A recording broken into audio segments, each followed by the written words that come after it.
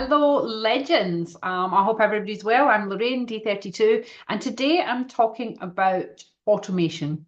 So, over the last few weeks, we've spoken a lot, or we've had a lot of education through the network about AI.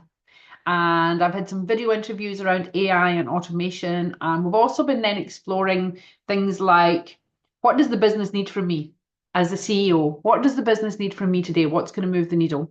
And then we've also looked at, what is personal leadership? So let's take some of those ideas and start implementing them. So today I'm talking about we all understand the concept of automation and how it helps us. And it'll be really good for you to have that really great discussion after this video. But what I've done is I've come up with, just the 5 main areas of automation. And let's see where your discussion takes that. So automation for us in D32 is everything. When you are scaling a volume of tasks or members, you just cannot scale beyond your level of automation. Right? So that is, remember we spoke before about where's the bottleneck and fix it. Well, the lack of automation is a bottleneck, or it can be a bottleneck. So first of all, I'm going to talk about 5 areas. Number one, I'm talking about just appointments and bookings. Have you ever had the experience where you're going back and forth with email? Does these times work? No, this one doesn't. Does these times work? No, this doesn't. That just pulls you right out the business, right? And it's administration that you just don't need to be doing. So you could be using things like Calendly, you could be using bookings if you're using 365, if you're using GHL platform, you can be using that. But that is a game changer. So when someone's looking to book a time with you or an appointment, you're sending the link. You set that up once with your calendar appointments. It reads from your calendar. The system then is going to send them reminders. They can cancel if they want. They can rebook if they want. And it's just so convenient. It saves so much time and it actually positions you so that you're a little bit more professional and that you've got that set up, right? Otherwise you could be picking up the phone and making a time on the phone. But if there's back and forth, we have to say goodbye to that, right? We have to automate it. So the first one then is, appointments and bookings. So what do you use for appointments and bookings, and what do you use that works that could help everyone else in your circle? Number two is your email marketing and your follow-up. So, as soon as someone books an event, through D32 or makes an inquiry, they go into a sequence that's automated. They get a welcome thank you email, right? Hey, legend, thank you for reaching out. Book a time here. And in that email, we've got a link to say book a call right away, right? And then that's going to save us making the call. Often we still have to make the call, but the opportunity is there. But that nurture sequence is then, hey, book with us, make the call, or then there's a reminder text and then another follow-up. But at the same time, it's also putting a task into the team's name to actually make that call and to reach out. Now, again, that is a game changer. If you're dealing with, any more than one a week, then that automation, it's just so important. It has to be there, right? We can't be going back and forth or keeping a spreadsheet to see where everybody else is at a sequence.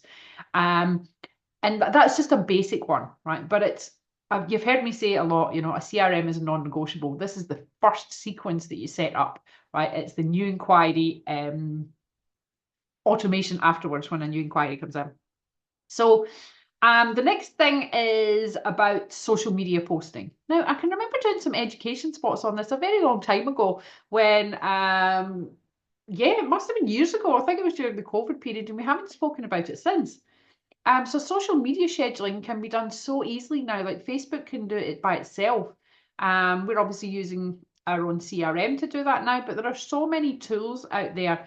Buffer, I think, was one. I can't even remember all the ones that were used before. I've got a handout that I'm going to issue with this on the top areas that you can automate and some tools that you can use or some recommended tools. But social media posting, if you can sit down a half day a month, or even 2 hours a week and just schedule your posting. And how I used to start that was a simple spreadsheet. So here are the months. I've got 4 weeks in each month. What is the content for January, February, March, April? And then how am I going to break that down into weekly content? So there I end up with 36 bullet points. That's my content plan written, and then spend 2 hours a week filling out that content. Right? It doesn't have to be War and Peace, and ChatGPT is very helpful at this now and can actually create that content plan for you. So social media scheduling, automate it, test it, measure it, use the tools that are available. I find sometimes a lot of our content is fresh, so I have to do it every week and sometimes every day, and that's okay. But the majority of our stuff is planned for a month in advance. Right? We've got a month in advance of all that. I would say, 60-70% of our content is planned a month in advance. But then there's obviously daily posting in between times. But social media scheduling has to be up there on the automations. Number 4, invoices and payments. Right, I can remember it must have been 15 years ago when I first set up my first invoicing platform, and I would send out the recurring invoices, and the system just sent out the reminders on their own. I thought, wow, that's amazing. But there are still people in the network. We're still chasing monies, invoices. That can be whether you're using Xero or a different package. That can be setting up. We can be setting up recurring invoices, auto reminders that can come through Stripe or Xero. But yeah, just so important to save you time. Instead of then, in chasing invoices every day, you might be catching up with just the people that you've missed through the automation for an hour or two at the end. Now, we spoke earlier about the email marketing and the follow-up. The fifth one is just actually the CRM and the lead capture. So we've already captured the lead and they've got that automation sequence. Now what happens to after that? Right? What happens after you've picked up the phone and called someone? So that now goes into a lead nurture sequence. And what does that look like? Do the after the call, what's the next stage? For us, that's an event. It's the trial membership, it's sending information, and all that sort of stuff. So what we do is that 30-day free trial period, and there's a whole nurture sequence in there so that we can really give members a really great experience in those first 30 days. And there's absolutely no way we could provide that for the volume of people coming through if that wasn't automated. And all the touch points are planned out and nurtured. And of course, there's human involvement in there, but one of those automations is someone has to make a call. Or after they've attended an event, we're applying a tag and then someone has to make a call. So there's still human involvement in it. That's just our example. Your example might be different. But once you've actually engaged that person, there's the lead nurture sequence. So that's number 5. And these are just 5 that I'm talking about. What I'd really invite you to do is the biggest problem for us in business is time. I hear all the time. All the time. I don't have time to do this. I don't have time for social media. I don't have this. I don't have that. Well, this is what will move the needle in allowing you to free up some time so that you can get those tasks done. So yeah, there's a handout that goes with it. It's on the top 10 automations and some recommended tools.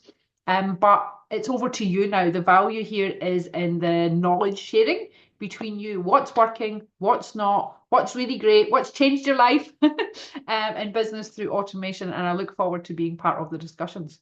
Over to you. Thank you. Bye.